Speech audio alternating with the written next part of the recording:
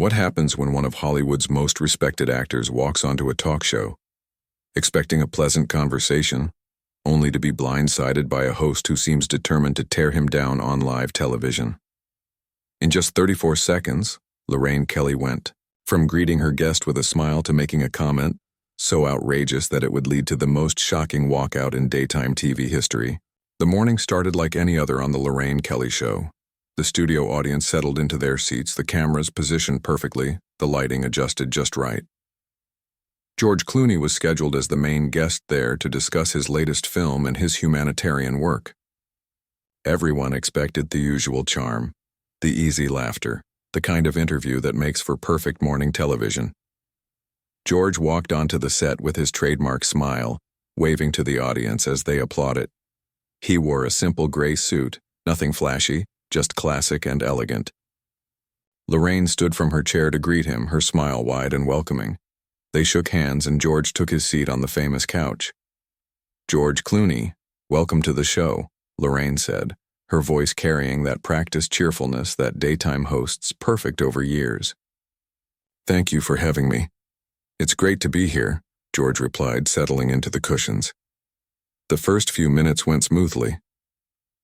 They talked about the weather, about George's flight into the country, small talk that warmed up the conversation. But then something shifted. You could feel it in the air, like the temperature in the room dropped a few degrees. "So, George," Lorraine began, leaning forward slightly, "you've been in the business for quite a long time now." "I have. Yes. Very fortunate to have had such a long career," George answered, still smiling. "Some might say too long," Lorraine said, and there was an edge to her voice now. The audience went quiet. George's smile faltered just a bit. "I'm sorry. What do you mean by that?" "Well, you're not exactly a spring chicken anymore, are you? When do you think you'll step aside and let the younger generation have their turn?" The audience shifted uncomfortably in their seats. This was not the usual banter. George maintained his composure, though his jaw tightened slightly. "I think there's room for everyone in this industry, Lorraine. Age doesn't determine talent or relevance." But Lorraine wasn't finished. She glanced down at her notes, then back up at George with a look that could only be described as condescending.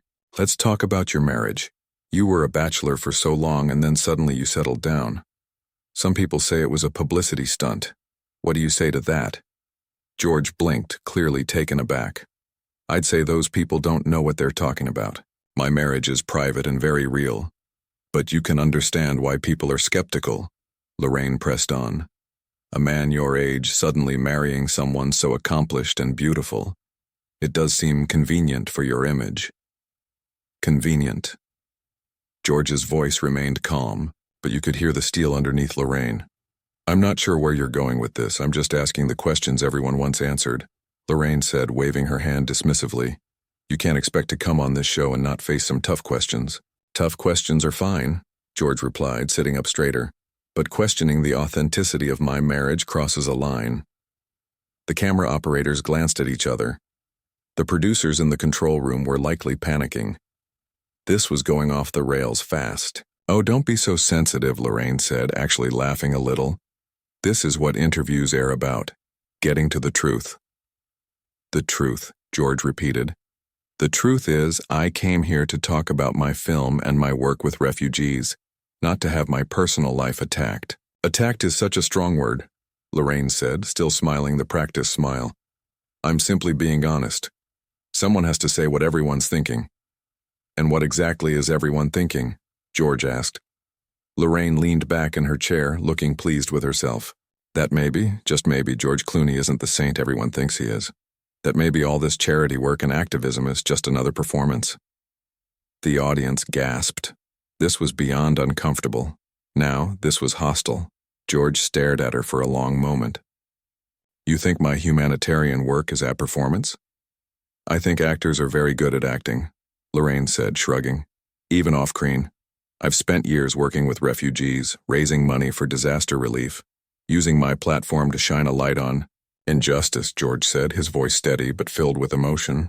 "To have you sit there and reduce it to a performance is not only insulting to me, it's insulting to every person I've tried to help." "Oh, come on now." Lorraine said, waving her hand again like she was swatting away a fly. Don't get all high and mighty. You're an actor. You get paid to pretend. How do we know when you're being real? George looked at her, really looked at her, and you could see the disappointment in his eyes. Not anger, not rage, just pure disappointment. You know what, Lorraine?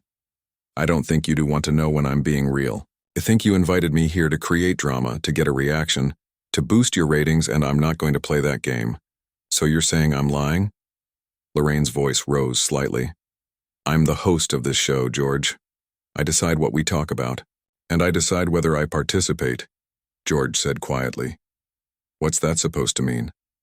Lorraine asked, her smile finally fading. It means, George said, standing up slowly, that I'm done here.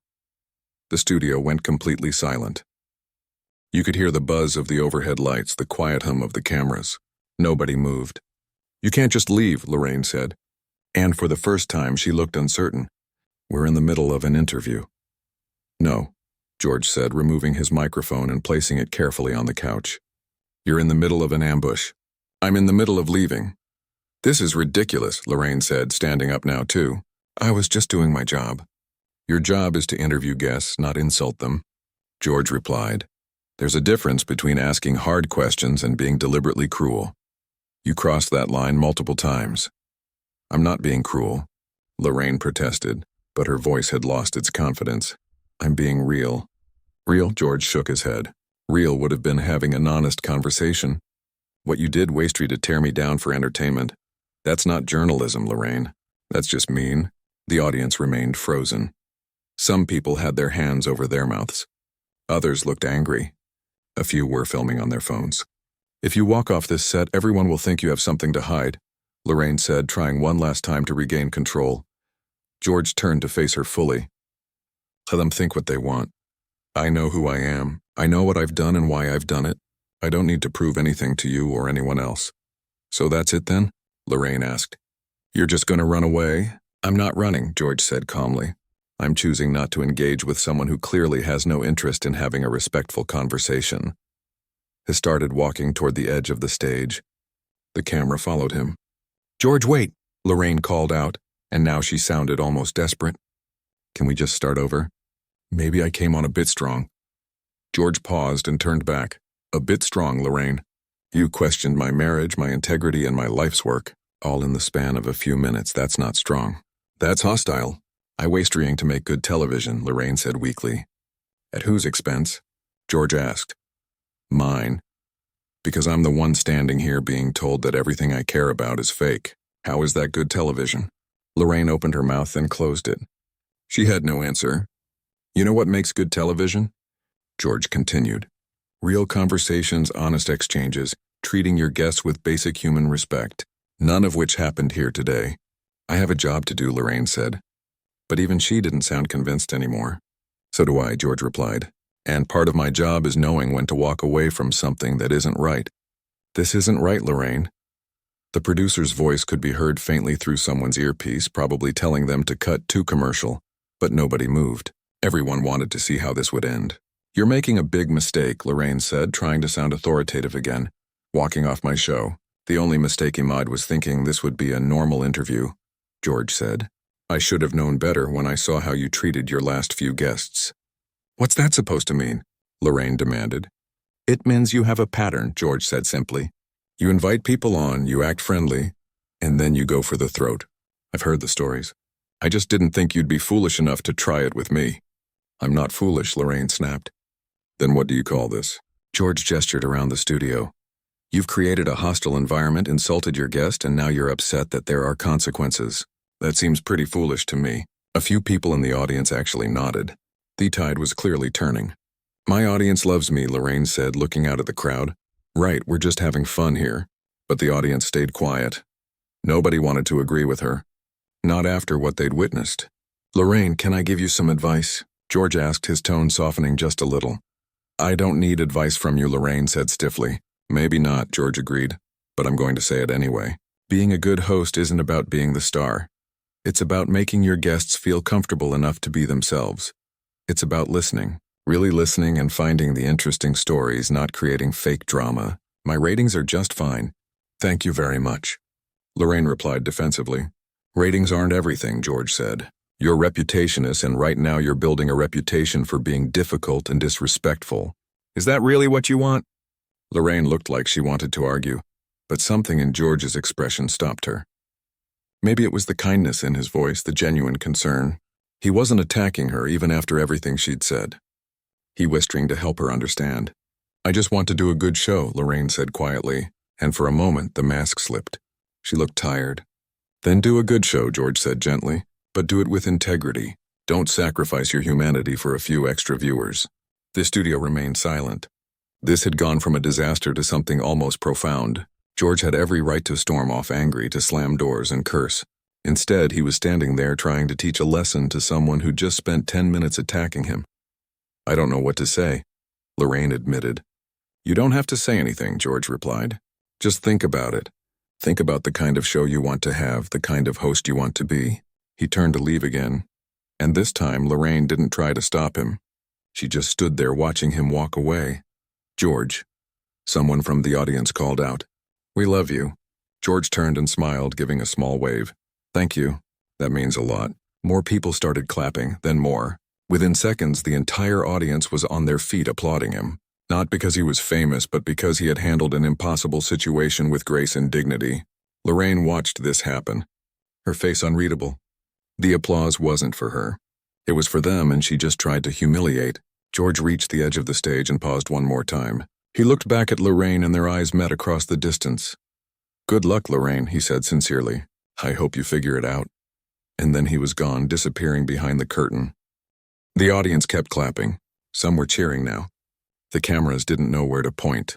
Lorraine slowly sat back down in her chair. She looked lost, like she couldn't quite process what had just happened.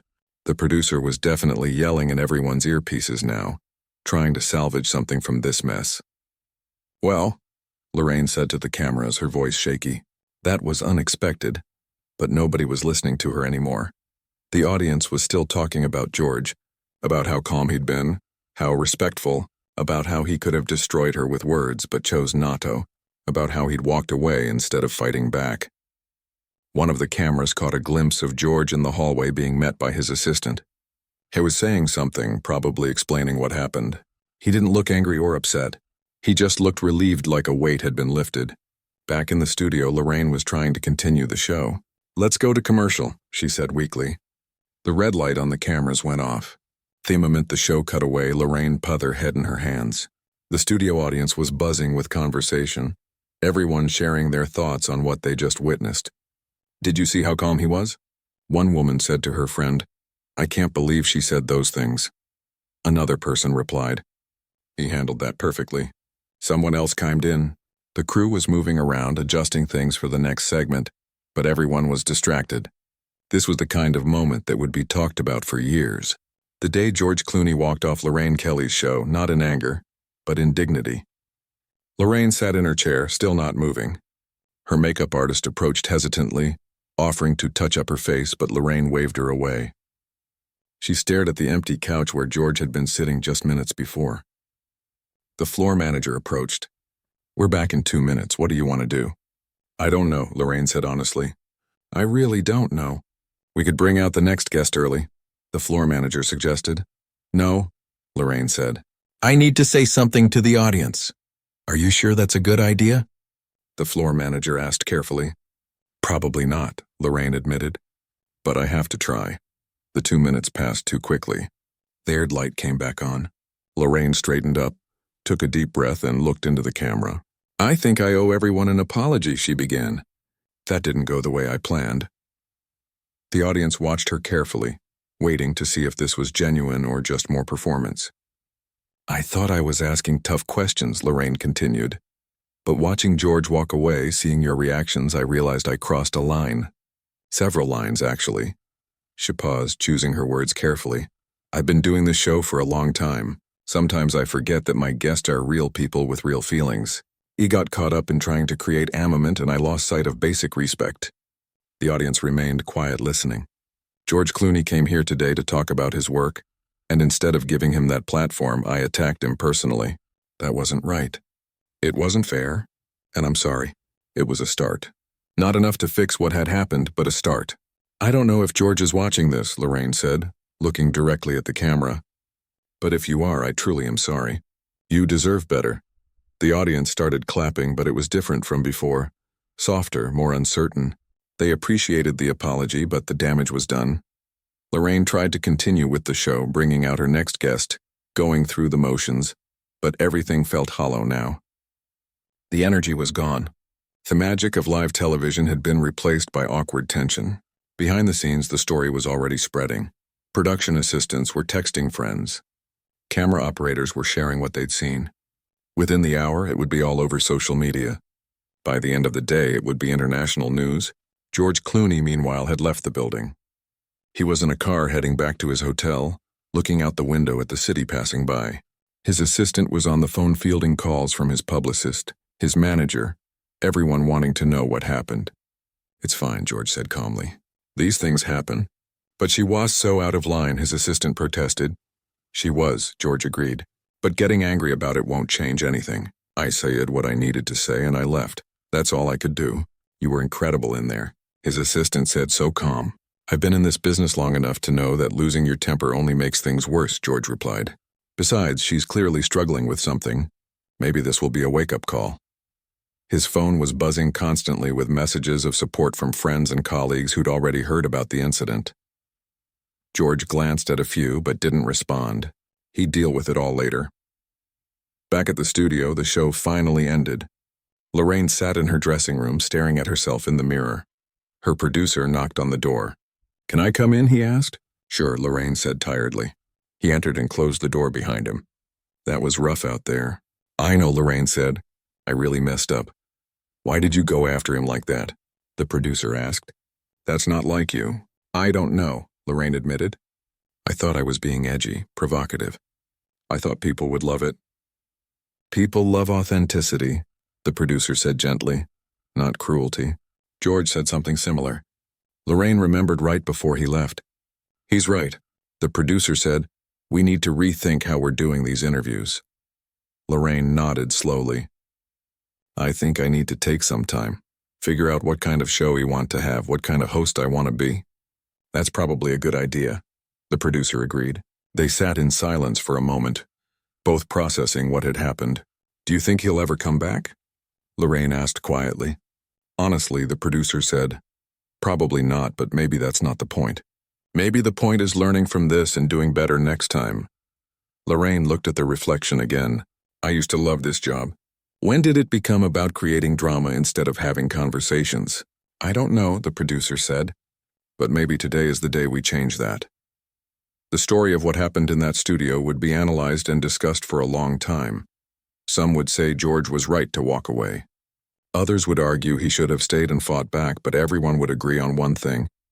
He handled it with more grace than most people could have managed. In a world where drama and conflict often win ratings, George Clooney showed that there's still power and dignity in knowing when to speak and when to walk away, in treating others with respect even when they don't deserve it. And Lorraine Kelly learned perhaps too late that being a good host isn't about creating moments. It's about creating space for genuine connection, something she'd forgotten in her pursuit of entertainment. The cameras had stopped rolling. The audience had gone home. The studio lights were turned off. But the impact of those 34 seconds, those words that went too far, would echo for much longer. Because sometimes the most powerful thing you can do is simply refuse to participate in something that's wrong. And that's exactly what George Clooney